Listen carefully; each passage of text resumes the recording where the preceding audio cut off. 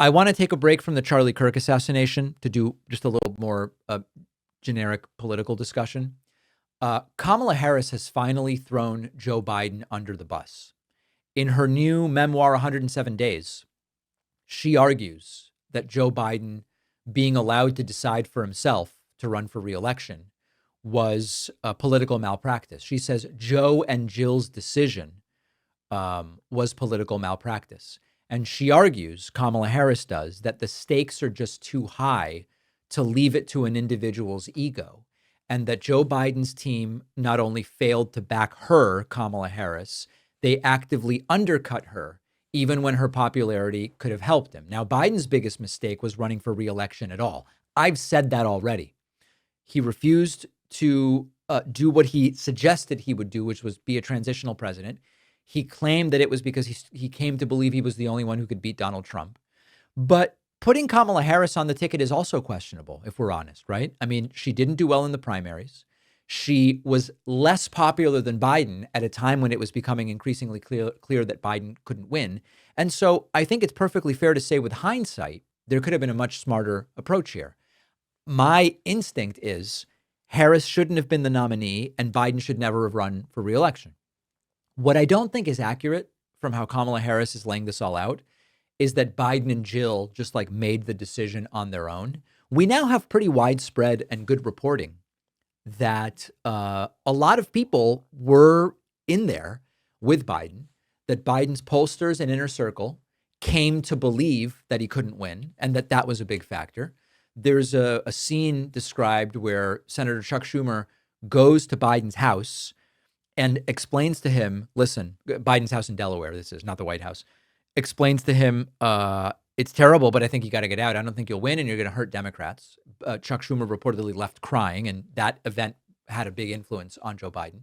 So I don't really know if it's accurate to say that it was just Biden deciding by himself with no other information. But Kamala Harris does point out some things that did seem to happen. I mean, there is the belief that by not immediately endorsing Harris, and it was not a big delay, right? The same afternoon, Biden endorsed her. There are some who say by not immediately endorsing Harris in his message about getting out, that hurt Kamala Harris. There was drama related to Barack Obama, who was sort of feeling around to see, could we get a mini primary instead of just handing this thing over to Kamala Harris? There are arguments that making Harris the border czar was like a political suicide because she could never succeed with that.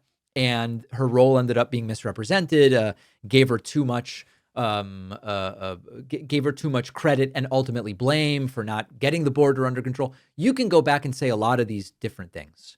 But I do think it is interesting and not completely surprising that eventually, Kamala Harris is coming out and saying, I don't really think I got what I needed. They didn't really set me up to win. They set me up to fail. Now, Kamala Harris in her book is still insisting that Biden was more capable than Trump on his worst day, but does admit that at Biden's age, he tired easily and that it was showing.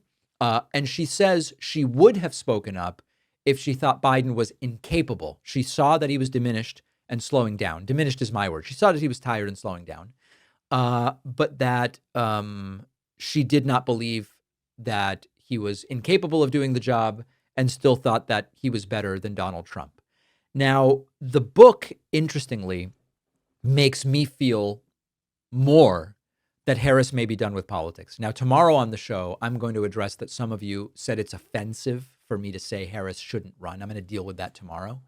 My instinct, based on what's in the book increasingly, is that Kamala Harris may indeed be done with politics. But I think the days of Harris shielding Biden are definitely over. And the always blame Biden meme has definitely gotten a little bit of an injection of fuel here. Let me know what you think about this and whether you respect what Harris is doing or whether you don't. Support our show by checking out our sponsor, Brain FM Focus Music. They're giving you free access to their app for a whole month at brain.fm/Pakman.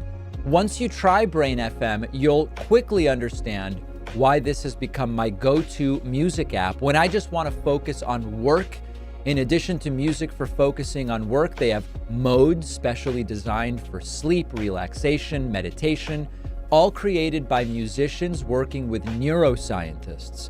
A peer-reviewed study showed that Brain FM's music boosts attention, especially for people with ADHD tendencies. Brain FM's focus music is the only music made to support ADHD brains. Brain FM is the only music app funded by the National Science Foundation because of their unique audio technology that changes the patterns in your brain. Brain FM has been an amazing tool when I just want to focus on work. In the past, I've tried Spotify or YouTube. I end up distracted or can't find exactly what would be most useful for me. So at a certain point, I figured silence must be the solution until I discovered this. Brain FM is personalized depending on your brain type. So if you want to improve your focus or relax, give Brain FM a try for 30 days totally free.